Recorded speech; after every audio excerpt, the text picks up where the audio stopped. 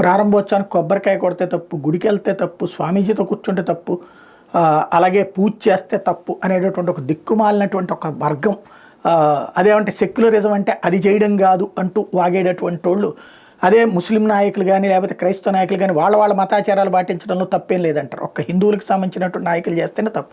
వీళ్ళ మాటలకు లొంగిపోయి కాంగ్రెస్ పార్టీ లాంటి వాళ్ళు అది చేయడానికి వెనకాడుతూ ఉంటారు. సరే, ఏ రేవంత్ రెడ్డి లాంటి వాళ్ళు కొంచెం బాధ్యతగా పాటిస్తున్నారు కానీ మిగతా వాళ్ళు అయితే అట్లాంటిది ఉంటుంటుంది. అదే సందర్భంలో యాక్చువల్గా అందుకని హిందువుల్లో ఒక ప్రశ్న రేకెత్తుతోంది.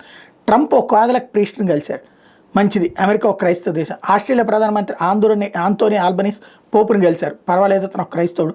థాయిలాండ్ ప్రధానమంత్రి పెటోంగ్ జార్జ్ షినవత్ర ఓ బౌద్ధ సన్యాసిని గెలిచారు, బాగుంది, ఆమె బౌద్ధురాలు.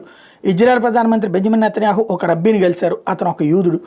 భారత ప్రధాని మోడీ భారతదేశంలో పండిట్ ధీరేంద్ర శాస్త్రిని గెలిచారు. అరే, ఇది ఎలా జరిగింది చూడండి. మోడీ ఒక హిందూ పూజారిని గెలుస్తున్నాడు, మా నెహ్రూ ఎప్పుడు హిందూ పూజాలను కలవలేదు, మా సోనియా గాంధీ కానీ ఇట్లాంటివి చేయరు అంటూ ఇప్పుడు రాహుల్ గాంధీ లాంటి వాళ్ళు బాధపడిపోతున్నటువంటి విషయాన్ని ఇక్కడ ప్రశ్నిస్తూ ఒక్క హిందువులకు సంబంధించిన ఎందుకు వస్తుంది ఈ గొడవ అన్నటువంటి పాయింట్ని రైజ్ చేస్తున్నారు.